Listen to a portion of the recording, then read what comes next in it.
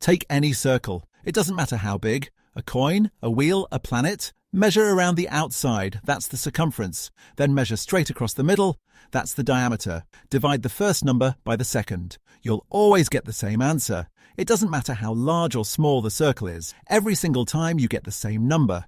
That number is pi. And it starts like this: 3.141592653589979. And then it keeps going. Forever.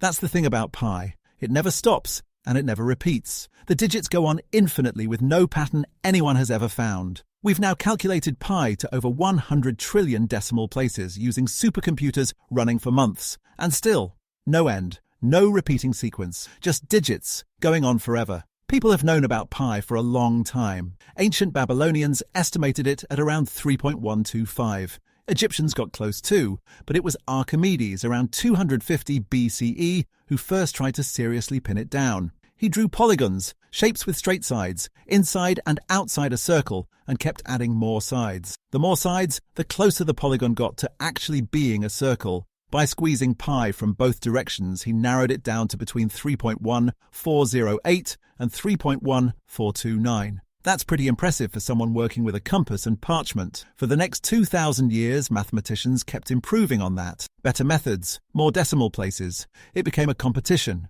By hand at first, and some mathematicians spent decades calculating pi digit by digit. Then early computers took over, then faster ones. At one point, calculating pi became a standard benchmark. If your machine could push to 1 billion digits, it meant your machine was working well. But here's what makes pi genuinely strange. It doesn't just show up when you measure circles. It appears all over mathematics, in places that seem to have nothing to do with circles at all. It appears in the formula for the normal distribution, the bell curve that describes everything from human heights to exam scores. It shows up in wave equations, in quantum mechanics, in the formula that describes how heat spreads through a solid object. There's a famous experiment called Buffon's needle. You drop a needle randomly onto a flat surface marked with parallel lines, and based on how often the needle crosses a line, you can estimate pi. No circles involved anywhere. Pi just appears. It also shows up in what many mathematicians consider the most beautiful equation ever written, Euler's identity. It connects 5 fundamental constants of mathematics, e, I, pi, 1 and 0, in a single elegant equation.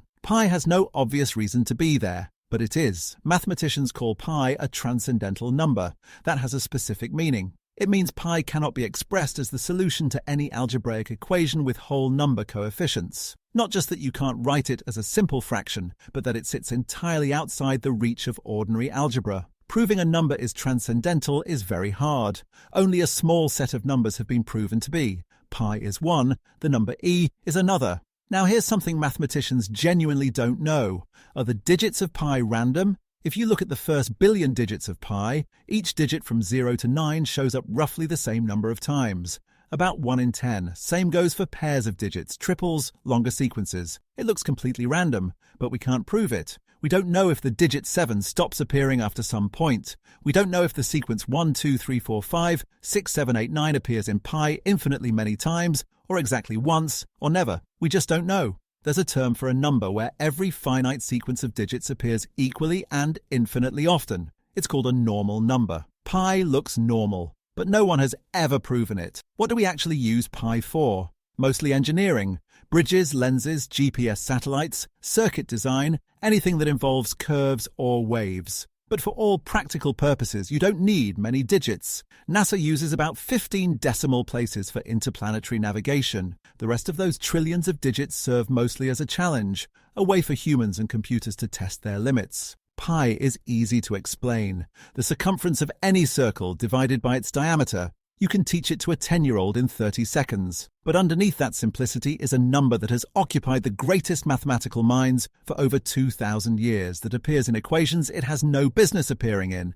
and whose digits contain a pattern we have never found, and can't even prove doesn't exist. It might be the most famous number ever discovered, and in some ways we still don't understand it.